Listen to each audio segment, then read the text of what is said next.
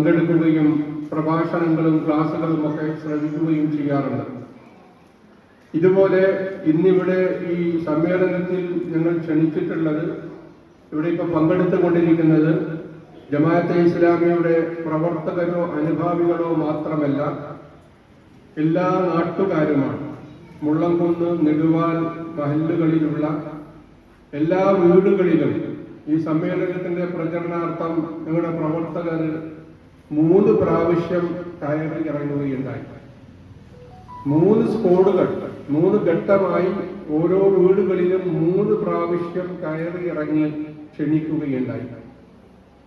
അതിന്റെ ഫലമാണ് ഇന്നിപ്പോൾ ഇവിടെ എത്തിച്ചേർന്നിരിക്കുന്ന ഇത്രയും ആളുകൾ എന്ന് പറയുന്നത്.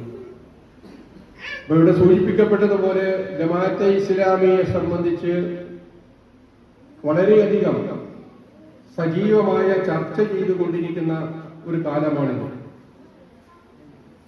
ഈ പ്രചരണങ്ങൾക്ക് ജമാഅത്തെ ഇസ്ലാമി സ്വന്തം നിലക്ക് കാശ് മുടക്കുകയാണെങ്കിൽ ഒരുപക്ഷെ കോടിക്കണക്കിന് രൂപ ആവശ്യമുണ്ടാവും. നിങ്ങൾ ചാനലുകൾ പരിശോധിച്ചാൽ അറിയാം, ഈ അടുത്ത 2-3 മാസമായി അല്ലെങ്കിൽ അതിൽ കൂടുതലായി ജമാഅത്തെ ഇസ്ലാമി ചർച്ച ചെയ്യപ്പെടാത്ത ഒരു ചാനലുകളുമില്ല. കേരളത്തിൽ എന്ത് സംഭവമുണ്ടായാലും അതിന്റെ പിന്നിൽ ജമാഅത്തെ ഇസ്ലാമിയാണ് എന്നാണ് ഒരു വിഭാഗം ആളുകൾ പറഞ്ഞുകൊണ്ടിരിക്കുന്നത്.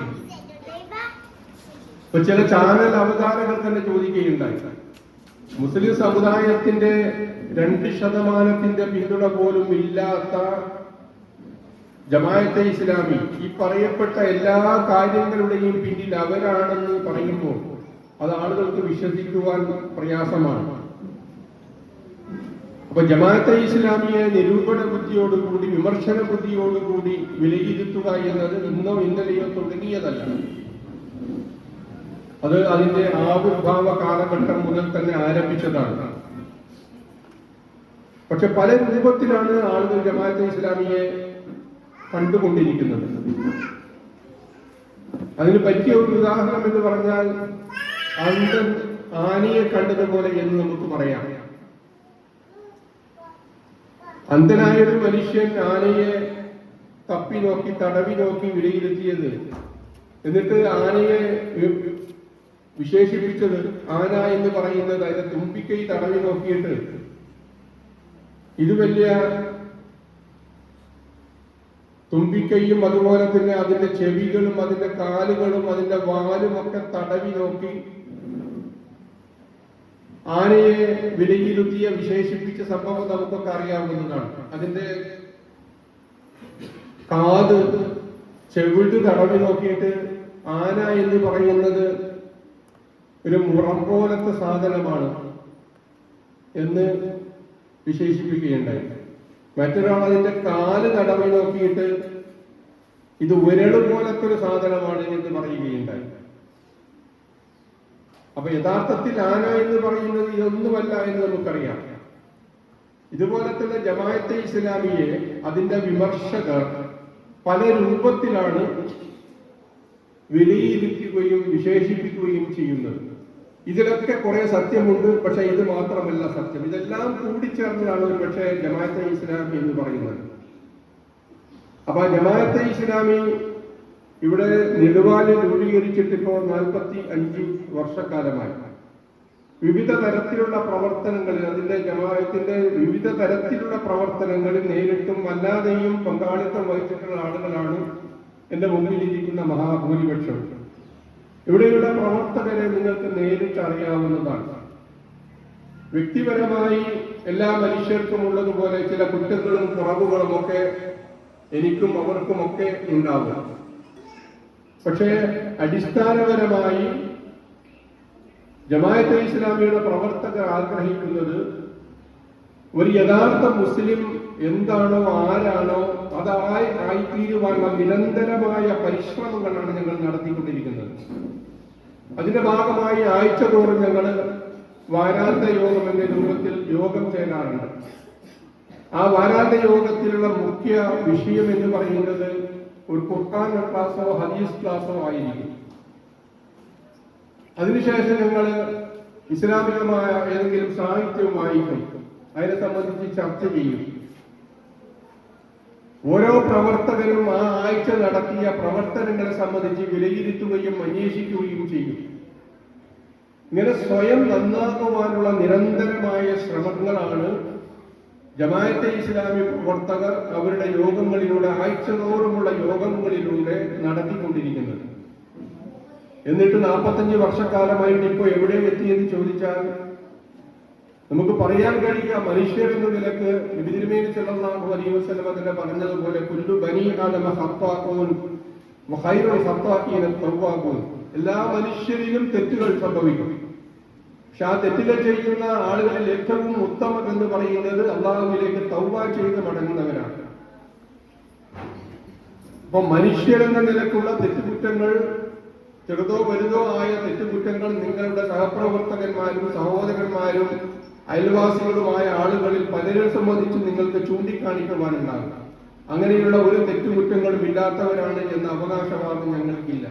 പക്ഷെ നിരന്തരമായി പുതുക്കുവാനും നന്നാകുവാനുമുള്ള ശ്രമങ്ങളാണ് ഞങ്ങൾ നടത്തിക്കൊണ്ടിരിക്കുന്നത്. ഇത് ജമാഅത്തെ ഇസ്ലാമിയിൽ നിങ്ങൾ അംഗമായാലും അംഗമായില്ലെങ്കിലും ഒരു മുസ്ലിം എന്ന നിലക്ക് നമ്മൾ ചെയ്യേണ്ടുന്ന ഒരു സംഗതിയാണ്. നമ്മുടെ ജീവിതത്തെ അല്ലാഹു സുബ്ഹാനഹു വ തആലയുടെയും റസൂൽ സല്ലല്ലാഹു അലൈഹി വസല്ലമയുടെയും കൽപ്പനകൾക്കനുസരിച്ച് മാറ്റിപ്പണിയുക, നന്നാക്കിയെടുക്കുക, തേച്ചു മിനുക്കിയെടുക്കുക എന്നത് ഓരോ മുസ്ലിമിന്റെയും ബാധ്യതയാണ്. ആ ഒരു ബാധ്യതയാണ് ഇസ്ലാമിക സംഘടനയെന്ന് ഞങ്ങൾ മനസ്സിലാക്കുന്ന ജമാഅത്തെ ഇസ്ലാമിയുടെ പ്രവർത്തനങ്ങളിലൂടെ നിങ്ങൾ നടത്തിക്കൊണ്ടിരിക്കുന്നത്. ജമാഅത്തെ ഇസ്ലാമിയെ സംബന്ധിച്ച് കൂടുതൽ വിശദീകരിക്കുവാൻ ഞാൻ ഉദ്ദേശിക്കുന്നില്ല. ഉദ്ഘാടന പ്രസംഗത്തിൽ ജമാഅത്തെ ഇസ്ലാമിയെ സംബന്ധിച്ച് വിശദമായി UP സിദ്ദീഖ് സാഹിബ് പരാമർശിക്കുമെന്നാണ് ഞാൻ മനസ്സിലാക്കുന്നത്. അപ്പൊ ജമാഅത്തെ ഇസ്ലാമിയെ സംബന്ധിച്ച് കൂടുതൽ മനസ്സിലാക്കുവാനും പഠിക്കുവാനും അന്വേഷിക്കുവാനുമുള്ള ഒരു വേദി എന്ന നിലക്കാണ് ഞങ്ങൾ ഇന്നിത് സംഘടിപ്പിച്ചിട്ടുള്ളത്. ഈ പ്രഭാഷണത്തിന് പുറമെ ഈ പരിപാടിയുടെ 2ാമത്തെ സെഷനിൽ ജമാഅത്തെ ഇസ്ലാമിയെ സംബന്ധിച്ചുള്ള നിങ്ങളുടെ ചോദ്യങ്ങൾക്കും സംശയങ്ങൾക്കും വിശദീകരണം നൽകുന്ന ഒരു സെഷൻ കൂടി ഞങ്ങൾ ഉൾപ്പെടുത്തിയിട്ടുണ്ട്. ആ സെഷനിൽ നിങ്ങൾക്ക് സ്വന്തം നിലക്കുള്ളതോ ആളുകൾ പറഞ്ഞു നടക്കുന്നതോ ആയ സംശയങ്ങൾ ഉന്നയിക്കാവുന്നതാണ്. അപ്പൊ ഇങ്ങനെ സമൂഹത്തിൽ നിറഞ്ഞു നിൽക്കുന്ന, ഇന്ത്യയിൽ വളരെ സജീവമായി പ്രവർത്തിച്ചു കൊണ്ടിരിക്കുന്ന ഒരു സംഘടന എന്ന നിലക്ക് വിമർശകന്മാരും നിരൂപകന്മാരും പ്രതിയോഗികളും ശത്രുക്കളും പറഞ്ഞത് കേട്ട് എന്തെങ്കിലും ഒരു ധാരണയിലെത്തുന്നതിന് മുമ്പ് എന്താണ് ഈ സംഘടന, എന്തിനു വേണ്ടിയിട്ടാണ് ഈ സംഘടന നിലവിൽ വന്നിട്ടുള്ളത്, എന്താണ് ഇതിന്റെ പ്രവർത്തന മാർഗം, എന്താണ് ഇവർ ചെയ്തുകൊണ്ടിരിക്കുന്നത് എന്ന വിഷയം ഓരോ നിലക്കും ഓരോ മനുഷ്യനും ഓരോ ആളും എല്ലാ മുൻവിധികളും മാറ്റിവെച്ചുകൊണ്ട് നിങ്ങൾ പഠിക്കുകയും മനസ്സിലാക്കുകയും ചെയ്യണമെന്നാണ് വിനീതമായി അഭ്യർത്ഥിക്കുവാനുള്ളത്. അല്ലാഹു സുബ്ഹാനഹു വ തആല നമ്മുടെ ഈ സംഗമത്തെ അനുഗ്രഹിക്കുമാറാവട്ടെ. അല്ലാഹുവിന്റെ ദീനിന്റെ മാർഗത്തിൽ സേവനം ചെയ്ത് നാളെ പരലോകത്ത് അല്ലാഹുവിന്റെ സ്വർഗം നേടിയെടുക്കുന്ന സജ്ജനങ്ങളിൽ നമ്മളെ എല്ലാവരെയും ഉൾപ്പെടുത്തി അനുഗ്രഹിക്കുമാറാവട്ടെ. വആഖിറു ദഅവാന അൽഹംദുലില്ലാഹി റബ്ബിൽ ആലമീൻ. അസ്സലാമു അലൈക്കും വറഹ്മത്തുള്ളാഹി വബറകാതുഹു. തുടർന്ന് ഈ പരിപാടി ഉദ്ഘാടനം ചെയ്തുകൊണ്ട് ജമാഅത്തെ ഇസ്ലാമി ജില്ലാ നാദിം UP സിദ്ദീഖ് സാഹിബ് നിങ്ങളോട് സംസാരിക്കുന്നതാണ്. അദ്ദേഹത്തെ ആദരപൂർവ്വം ക്ഷണിക്കുന്നു. അൽഹംദുലില്ലാഹി റബ്ബിൽ ആലമീൻ വസ്സലാത്തു വസ്സലാമു അലാ അഷ്റഫിൽ മുർസലീൻ വഅലാ ആലിഹി വസഹ്ബിഹി അജ്മഈൻ.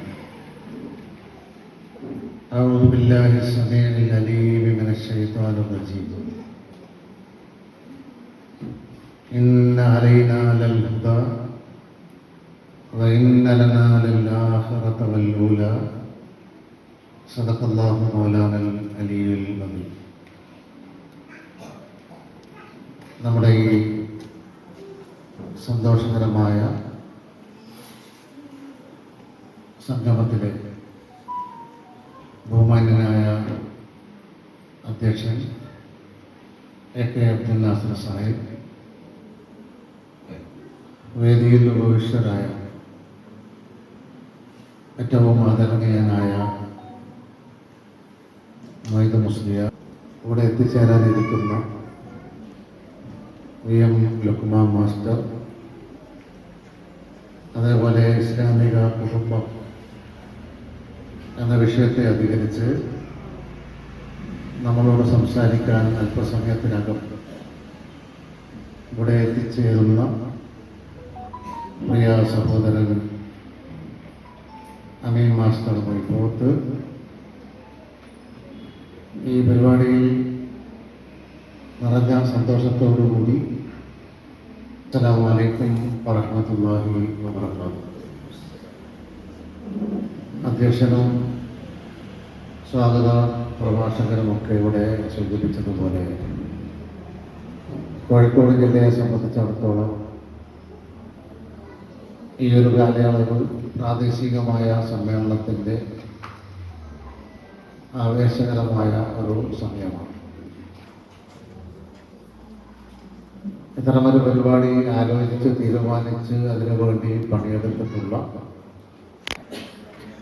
ഈ ഒരു ഹാളിൽ ഇവിടെ ഉപവിഷ്ടരായി വന്നിട്ടുള്ള എല്ലാ സുഹൃത്തുക്കളെയും ഞാൻ അഭിനന്ദിക്കുന്നതോടൊപ്പം കാരുണ്യവാനായ അല്ലാഹു സുബ്ഹാനഹു വ തആല ഇതൊരു സാലിഹായ അമലായി സ്വീകരിക്കുകയും നമുക്കെല്ലാവർക്കും അതിൻ്റെ അർഹമായ പ്രതിഫലം ഈ ലോകത്തും പരലോകത്തും റബ്ബ് നൽകി നമ്മെ അനുഗ്രഹിക്കുകയും ചെയ്യുമാറാവട്ടെ എന്ന് പ്രാർത്ഥിക്കുകയും ചെയ്യുകയാണ്. പ്രിയപ്പെട്ട സഹോദരി സഹോദരന്മാരെ, നടുവാൻ എന്ന് പറയുന്ന ഈ പ്രദേശം എനിക്ക് 40-40 വർഷം മുമ്പ് പരിചയമുള്ള ഒരു പ്രദേശമാണ്. ഇവിടെ സൂചിപ്പിച്ചതുപോലെ ഞാൻ അന്ന് 1983 കുറ്റ്യാടി ഇസ്ലാമിയ കോളേജിൽ വിദ്യാർത്ഥിയായി ചേരുകയും അവിടുത്തെ പഠനത്തിന് ശേഷം 2 വർഷം അവിടെ അധ്യാപകനായി ജോലി ചെയ്യുകയും ചെയ്തിട്ടുള്ള ഒരാളാണ്. ആ സമയത്ത് ഈ പ്രദേശങ്ങളിലേക്ക് വരാനും അന്നിവിടെ ഉണ്ടായിരുന്ന വളരെ ചുരുക്കം ചിലവരെ പരിചയപ്പെടാനുമൊക്കെ എനിക്ക് ഭാഗ്യം കിട്ടിയിട്ടുണ്ട്. ഈ പ്രദേശത്തേക്ക് വരുമ്പോൾ ഒരുപക്ഷെ ദൂരെ നിന്ന് വരുന്ന എന്നെ സംബന്ധിച്ചിടത്തോളം എനിക്ക് അനുഭവപ്പെടുന്ന ഒരു യാഥാർത്ഥ്യം കൂടി ഞാൻ നിങ്ങളുമായി പങ്കുവെക്കുന്നത്, നല്ല ശാന്തമായ, അതുപോലെ തന്നെ പ്രകൃതി രമണീയമായ, അതോടൊപ്പം തന്നെ നല്ല കുറേ മനുഷ്യന്മാർ അധിവസിക്കുന്ന ഒരു ശേഷിച്ചിട്ടുള്ള പ്രത്യേകമായിട്ടുള്ള ഒരു പ്രദേശമാണ് ഞങ്ങൾ. ഒരുപക്ഷെ ഞാൻ ഈ പറയുന്നത് ഒരു അതിശയോക്തി ആവുകയില്ല എന്ന് എനിക്ക് തോന്നുകയാണ്. മിക്കവാറും നിങ്ങളെല്ലാം അത് അനുഭവിക്കുകയും ആസ്വദിക്കുകയും ഒക്കെ ചെയ്യുന്ന ആളുകളുമാണ്. റബ്ബ് സുബ്ഹാനഹു വ തആല ആ നിലക്ക് തന്നെ നമ്മുടെ പ്രദേശത്തെ അനുഗ്രഹിക്കുകയും ആദരിക്കുകയും ഇത് നിലനിർത്തി തരികയും ചെയ്യുമാറാവട്ടെ എന്നുകൂടി ഞാൻ ഈ സന്ദർഭത്തിൽ പ്രാർത്ഥിക്കുകയാണ്. അല്ലാഹു സുബ്ഹാനഹു വ തആല ചില പ്രദേശങ്ങളെ കുറിച്ച് വിശുദ്ധ ഖുർആനിൽ ഒരു പരാമർശം നടത്തുന്നുണ്ട്.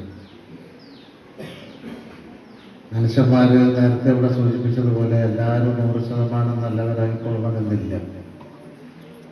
ആളുകൾക്ക് അവരുടെ കുടുംബ പശ്ചാത്തലം, ജോലി സാഹചര്യം, അതേപോലെ തന്നെ അവരുടെ ജീവിത നിലവാരം, ഇതൊക്കെ അനുസരിച്ച് സ്വഭാവത്തിലും പെരുമാറ്റത്തിലും പല വ്യത്യാസങ്ങളും പലപ്പോഴും കാണും. ഒരേ കുടുംബത്തിൽ തന്നെ പെട്ട ആളുകൾ ഒരേ നിലക്ക് തന്നെ ആവണമെന്നില്ല. ഒരേ മാതാപിതാക്കളെ മക്കൾ പോലും ഒരേ സ്വഭാവക്കാരായി മാറണം എന്നും നിർബന്ധമില്ല. കാലഘട്ടം അനുസരിച്ച് ആളുകളിൽ വലിയ മാറ്റം വരും. അതുപോലെ ആളുകളിൽ വീഴ്ചകളും പോരായ്മകളും വരും. അല്ലാഹു സുബ്ഹാനഹു വ തആല വിശുദ്ധ ഖുർആനിൽ പ്രത്യേകിച്ച് പറയുന്ന ഒരു പരാമർശം ബൽദത്തുൻ തയ്യിബത്തുൻ വറബ്ബുൻ ഗഫൂർ എന്നാണ്. നല്ലൊരു നാട്, അതോടൊപ്പം തന്നെ ആ നാട്ടിൻ്റെ പുരോഗതിക്കും വളർച്ചയ്ക്കും വേണ്ടി എല്ലാം പൊറുക്കുകയും എല്ലാം കരുണ ചൊരിയുകയും ചെയ്യുന്ന ഒരു പടച്ചോൻ. ഇത് നമ്മുടെ മുമ്പിൽ എപ്പോഴും ഉണ്ടാവേണ്ട ഏറ്റവും പ്രധാനപ്പെട്ട ഒരു ആശയമായിരിക്കണം. അത് നമ്മളെ നാടാണെങ്കിലും നമ്മളെ വീടാണെങ്കിലും ബൈത്തുൻ തയ്യിബുൻ വറബ്ബുൻ ഗഫൂർ എന്ന് നമുക്ക് പറയാൻ വേണ്ടി സാധിക്കുമാറ്. ഇത് നമ്മുടെ നാടാണെങ്കിൽ ബൽദത്തുൻ തയ്യിബത്തുൻ വറബ്ബുൻ ഗഫൂർ, അല്ലാഹു അനുഗ്രഹിച്ചിട്ടുള്ള മനോഹരമായ ഒരു നാടാണ്. മനുഷ്യന്മാരെന്നുള്ള നിലക്ക് നമ്മുടെ ഭാഗത്ത് ധാരാളം വീഴ്ചകളൊക്കെ സംഭവിച്ചു പോകാറുണ്ട്. എന്നാൽ എന്നെയും ഈ നാട്ടിനെയും ഒക്കെ സൃഷ്ടിച്ച പടച്ചതമ്പുരാൻ അവൻ കാരുണ്യവാനാണ്, അവനെല്ലാം പൊറുക്കുന്നവനാണ്. ഇതാണ് യഥാർത്ഥത്തിൽ നമ്മുടെ ഒരു കൈമുതൽ എന്ന് പറയുന്നത്. ഇതാണ് യഥാർത്ഥത്തിൽ നമ്മളെ മുന്നോട്ട് നയിക്കാൻ നമ്മളെ പ്രചോദനം എന്ന് പറയുന്നത്. ഈ കൈമുതലും ഈ പ്രചോദനവും മുമ്പിൽ വെച്ചുകൊണ്ടാണ് നമ്മളെ കുടുംബത്തെ മുന്നോട്ട് കൊണ്ടുപോകുന്നത്, നമ്മുടെ ബിസിനസ് മുന്നോട്ട് കൊണ്ടുപോകുന്നത്, നമ്മുടെ നാട്ടിലുള്ള ഇസ്ലാമിക സ്ഥാപനങ്ങൾക്ക് നമ്മൾ പ്രവർത്തിച്ചു കൊണ്ടിരിക്കുന്നതും ഈ ഖുർആനികമായ അടിസ്ഥാനത്തെ ആധാരമാക്കിയാണ്. ഇതേപോലെയാണ് നമ്മുടെ നാട്ടിലൊക്കെ അള്ളാഹുവിൻ്റെ ദീനിനു വേണ്ടി പ്രവർത്തിച്ചു കൊണ്ടിരിക്കുന്ന എല്ലാ പ്രസ്ഥാനങ്ങളും. ആ പ്രസ്ഥാനങ്ങളെന്ന് പറയുന്നത് ആധുനിക കാലഘട്ടത്തിൽ നമ്മളാൽ ഉണ്ടാക്കപ്പെട്ടിട്ടുള്ള പ്രസ്ഥാനങ്ങളാണ്. എന്നാൽ ആ പ്രസ്ഥാനങ്ങൾ എന്ന് പറയുന്നത് റസൂലുള്ളാഹി സ്വല്ലല്ലാഹു അലൈഹി വസല്ലമയുടെ കാലഘട്ടം മുതൽ ഇങ്ങോട്ട് മോട്ടീവ് എന്താണെന്ന് ചോദിച്ചാൽ ഞാൻ പറഞ്ഞ ഈ ഖുർആനിലെ ഈ ഒരൊറ്റ വാചകമാണ്. നമ്മളെല്ലാം മനുഷ്യരാണ്, സതുദ്ദേശത്തിലാണ് നമ്മൾ ഒരു സംഘടനാ സ്വഭാവത്തിൽ ഇങ്ങനെ സമ്മേളിച്ചിരിക്കുന്നത്. എന്നാൽ ഈ കാലത്തിൻ്റെ ഒഴുക്കിൽ, ഈ നാട്ടിൻ്റെ മുന്നോട്ട് പോക്കിൽ ഈ പ്രസ്ഥാനത്തിൻ്റെ ഭാഗത്തു നിന്ന് അല്ലെങ്കിൽ ഈ പ്രവർത്തകരുടെ ഭാഗത്തു നിന്ന് വരാനുള്ള പോരായ്മകൾ എന്ന് പറയുന്നത് സാധാരണമാണ്. ആ പോരായ്മകൾ ഉള്ളതോടൊപ്പം തന്നെ അള്ളാഹുവിൽ വരമേൽപ്പിച്ചുകൊണ്ട്, അള്ളാഹുവിലെല്ലാം തവക്കൽ ചെയ്തുകൊണ്ട്, പടച്ചതമ്പുരാനോട് പ്രാർത്ഥിച്ചുകൊണ്ട് ഈ ഒരു പ്രവർത്തനം വഴി അതിൻ്റെ യഥാർത്ഥത്തിലുള്ള പ്രതിഫലനം ഈ ലോകത്തും, പടച്ചവനെ അതിൻ്റെ ശരിയായ പ്രതിഫലം ഈ പരലോകത്തും നീ ഞങ്ങൾക്ക് തരണേ എന്ന പ്രാർത്ഥനയോടുകൂടിയാണ് അള്ളാഹുവിൽ വിശ്വസിക്കുന്ന പ്രസ്ഥാനങ്ങളെല്ലാം മുന്നോട്ട് പോവുക. ആ കൂട്ടത്തിൽ ഒരു പ്രസ്ഥാനമാണ് നിങ്ങൾക്ക് ഇവിടെ പരിചയപ്പെടാനിരിക്കുന്ന, അല്ലെങ്കിൽ നിങ്ങൾ വർഷങ്ങളായി വളരെ നന്നായി പരിചയപ്പെട്ടിട്ടുള്ള ഇസ്ലാമിക പ്രസ്ഥാനം എന്ന് പറയുന്നത്. ആ ഇസ്ലാമിക പ്രസ്ഥാനത്തെ സംബന്ധിച്ചാണ് ഇവിടെ അധ്യക്ഷൻ ചില കാര്യങ്ങൾ നിങ്ങളുമായി പങ്കുവച്ചിട്ടുള്ളത്. ജമാഅത്തെ ഇസ്ലാമി എന്ന് പറയുന്ന ഇസ്ലാമിക പ്രസ്ഥാനം അതിൻ്റെ പ്രവർത്തനം ആരംഭിച്ച് ഇപ്പോൾ 75 വർഷം പൂർത്തീകരിച്ച് മുന്നോട്ട് പോവുക.